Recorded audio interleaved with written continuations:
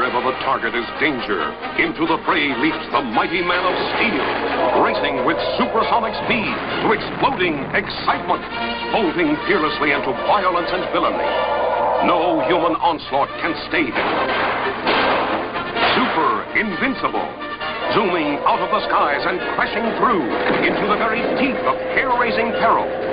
A towering hero booming with super action. Welcome back, my fellow agents. It is I, X7, your host of Zenorama, the podcast of heroes and monsters, and also your agent of interdimensional awesome.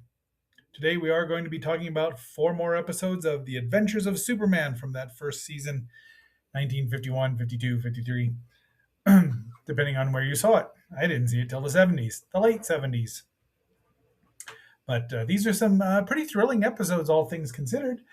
But of course, before we get into it, please like, share, subscribe, leave me a comment. Let me know what you think about the show.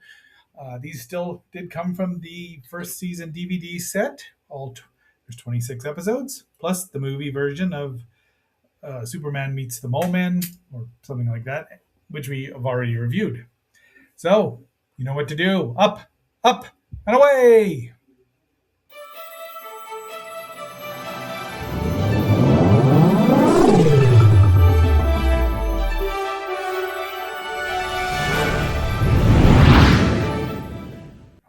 Episode 5 is the Monkey Mystery.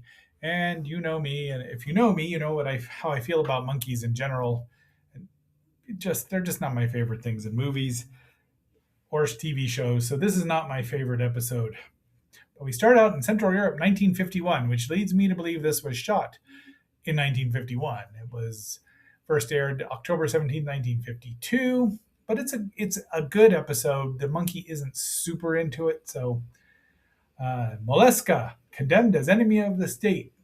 I think they're escaping from an Eastern European country. You know the ones. Yeah, they give some translations. They're hunting for his daughter. There's the scientist and his daughter. And she gets away and he gives her a special formula for the good of mankind. Trust no one but the president. She's lucky, but they go through a little montage here, and the bad guys, the commies, have traced Maria Moleska to Lisbon, which, she got her letter of transit there, probably from Laszlo. We'll never know. And they call Harold Crane. There's a rat, there's a commie trader in Metropolis. And there we are, flying over Metropolis. Stock footage, a super monkey, and it's not Beppo, it's Pepe.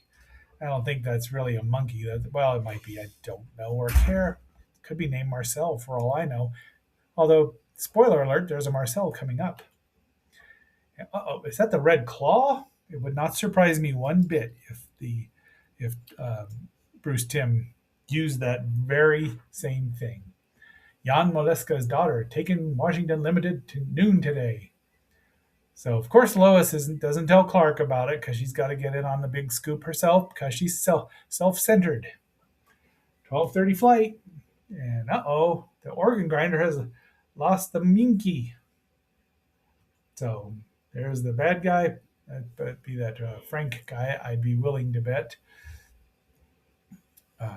Harold, or whoever it was. Pepe, not Beppo. Though it should be. If you know, you know. So, and they're going to go rub out the organ grinder for being a fool. And they do this in every episode. Perry White, editor Clark Kent, show us the Daily Planet building, then show us the Daily Planet sign. We don't see the Daily Planet, the top of, the big planet that's on the top of the building. Great Caesar's ghost. I think this is the first time he said that, which it became a cliche pretty quick. Because he's, there's the meeting again. Kent, the train is halfway to Washington. How are you going to? Well, and then Budinsky Lois finds Maria there clocked on the side of the head. While Superman's flying, Lois gets clocked on the side of the head. Miss Lane will be fine. But she's even heard of Superman. Her English is pretty good. They lock it around her neck. It's got the microfilm in it. Remember microfilm? She can't be questioned anymore. They better get somebody down there to guard her because couldn't follow him. There's some more stuff there. Found body. That's Tony Ermente, the organ grinder. I believe he was played by Michael Valon. Joe got the locket. All right. There you go. Joe got the locket. The cops know that mug. Yeah, mug of yours. Superman's costume. Oh, look out, dummy. And guess who's listening to this? Well, they want that Molesca formula. Jimmy was listening. Well, he's found the kids that had the monkey, and now they take him from him. Jimmy gets socked in the jaw. And now the cops are out looking for him. There were kids around, but I chased them away. So look, Clark's found Peppy, not Beppo. Right here for me. So finish him. I'll take care of the reporter. But guess who shows up? And Superman in these episodes is not gentle with the bad guys, much like he was not in those first several issues of Action Comics, where he was not above threatening people with physical violence and actually causing some. Clonks them together. Jimmy wakes up. They're all right. That's where it ends. So I guess we got the good guys got the new formula to try to help take over. Take care of the world. Night of Terror, October 24th, 1952. Lois is on vacation. Rest well tourists. Beauty sleep mattresses. Heated cabins. Vacancy. So they're they're about 20 miles from Canada. Unfortunately, this woman got clocked. And her husband got shot. Lois finds her and the torpedo there, this guy, that is Solly here. And don't push me, you. And they get into a scuffle, and he actually socks her. Now, they were standing too close and mistimed the punch and knocked her out. Poor thing. Noelle Neal definitely, that's Phyllis Coates. Definitely a trooper, because she got clocked on the jaw there. And that answers the David Bowie question about one woman you can sock on the jaw. It's Phyllis Coates. But I'm sure that they felt terrible because, geez. But it was just bad timing. It's going to happen if you're not a stunt person and you're not trained to roll with a punch. A torpedo. You don't hear that anymore. Torpedo to knock off the women. But it's either only 25 miles from the Canadian border, eh? Then her husband's been shot. Oh, Chuck Norris for the defense. So she gets to the phone. She sneaks out, gets to the phone, and calls the Daily Planet to reverse the charges. Jeez. So there's Jim, and they're going to go watch the White Sox play because they wouldn't. They're in Metropolis. So who knows? That would suggest Chicago now, wouldn't it?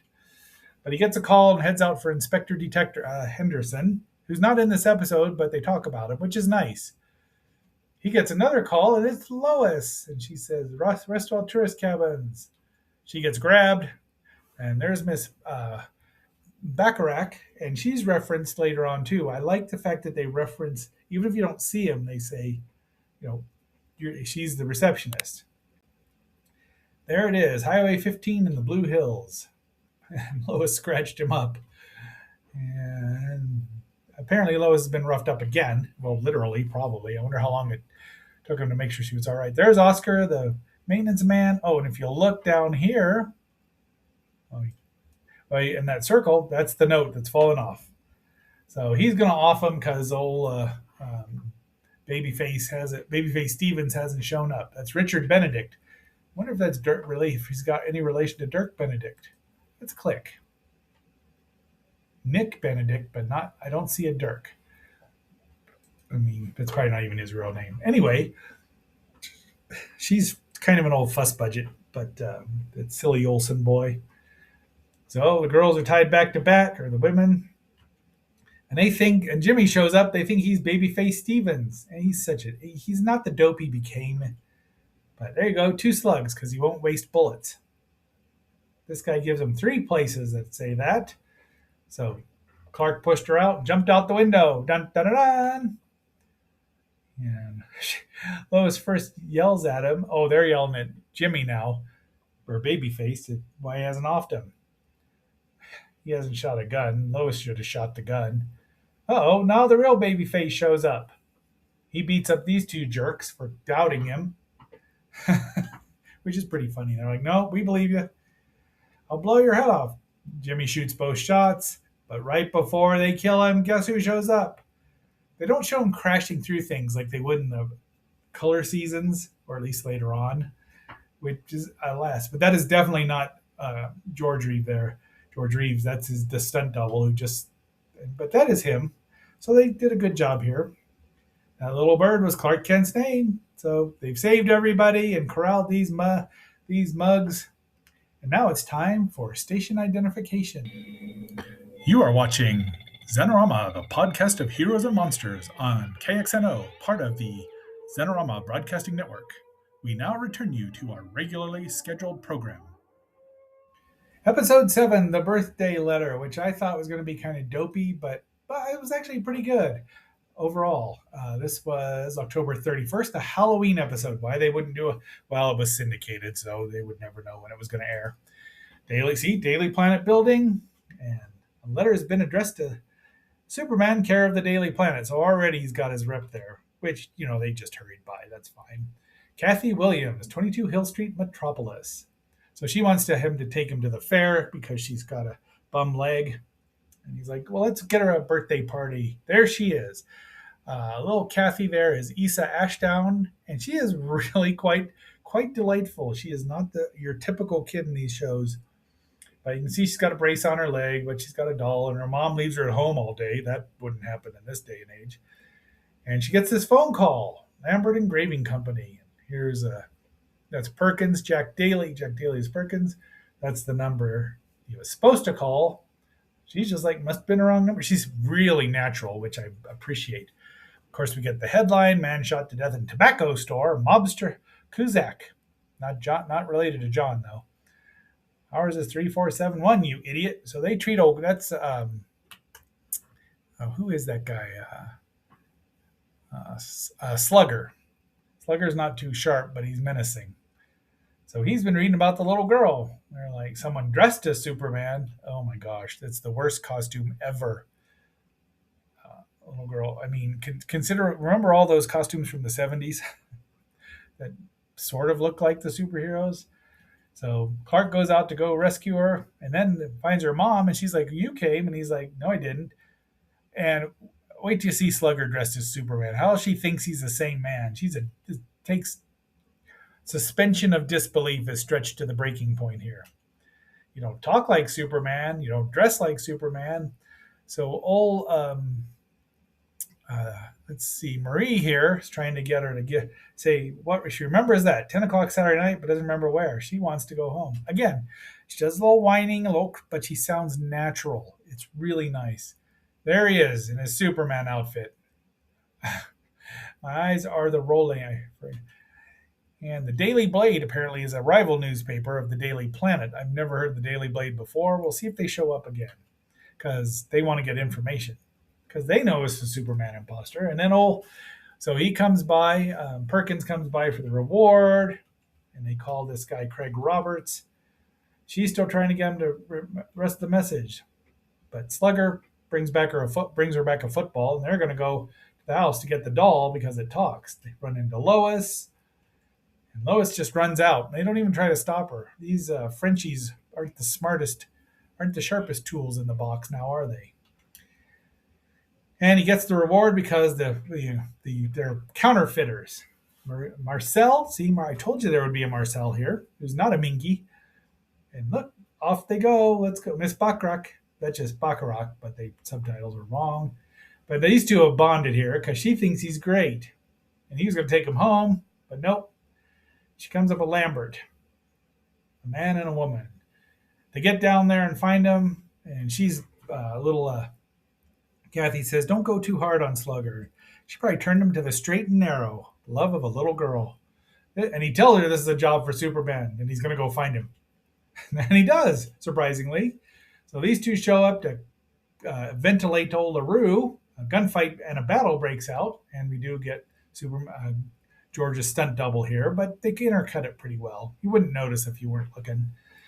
The other bad guy, Hamlin, shows up, and Marie drops it into acid, but Superman just sticks his hands in and pulls him out. That's just a nice, fun little addition to do that he's like, here you go.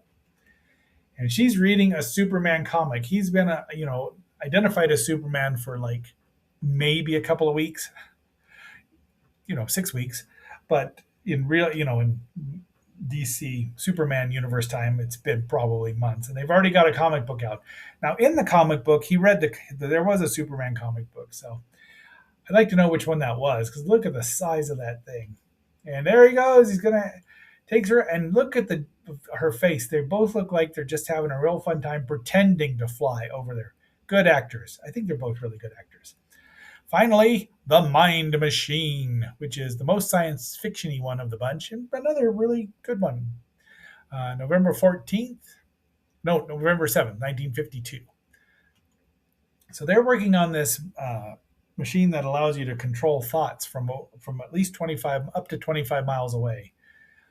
And that's Dr. Stanton, and I think that's Harry Hayden as Wagner, Griff Barnett as bad guys come in.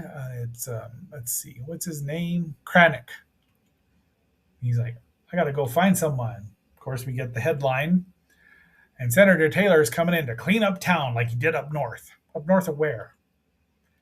And so Lois is testifying, but we know what he's going to use the machine to do. So Wagner goes up and says, hey, you got to find him. 25 miles, and it can be used. So substantial reward goes out again. Reply at box A7. And Curly is the bald guy who really looks like Joe Besser. To me, it's not. Curly's played by Ben Weldon. And the other guy is quiet. Lou Kranich, the Daily Planet calls me the kingpin of organized crime. It kind of looks like Wilson Fisk, doesn't he? Who's the real kingpin, as we all know. Oh, nope, Carl Wagner is the other guy. He's testifying, but they zero in on him with the machine, and it makes him do what Kranich says.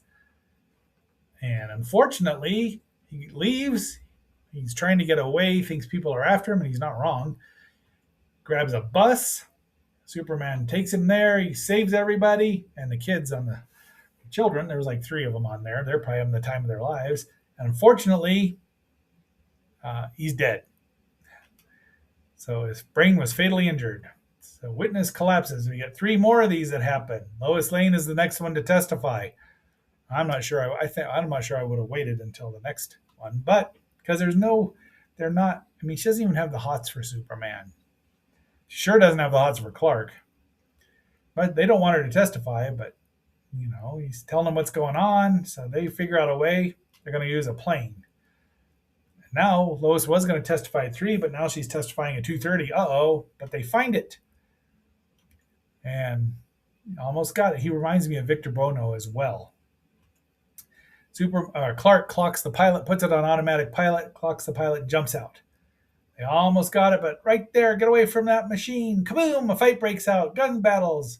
More stunt doubles. The stunt double there is Dale Van Sickle is for the fist fight, and Carrie Lofton is his flying double. Because I'm sure it just made more sense to have them do the far away shots where you don't have close-ups. Because it just, I'm sure, and I'm also sure they recycled him. So the professor smashes his machine. There's a nice gag there. And he beats him up again and saves everybody, and he saves the plane so that the kid doesn't die. And he's like, I didn't know. Didn't know. I was unconscious. How'd I land it? He's like, I saw Superman help me. That's what he could have helped us. Kranich's goose will be thoroughly cooked. And they're annoyed at Clark for not helping out, but that's it. Once again, 6 Zeno cubes here, 6 Superman shields out of 7. 4 solid episodes, even with the Minky. And, you know what to do if you're leaving. There's a prehistoric monster who came from outer space, created by the Martians to destroy the human race. The FBI is helpless, it's 20 stories tall. What can we do, who can we call? Call Tobor, the ape man. Call Tobor, the ape man. Faster than a rocket, quicker than a jet. He's a mighty robot, he's the one to get. Call Tobor, the ape man. Quick, call Tobor, the mightiest robot of them all.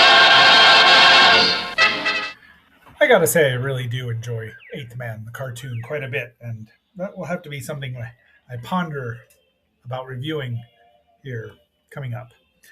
Be that as it may, tomorrow is Friday. We have 7 songs, and they are going to be the 7 songs from Japanese imports, which will be mostly the English ones, but we'll get a taste of some of the Japanese ones.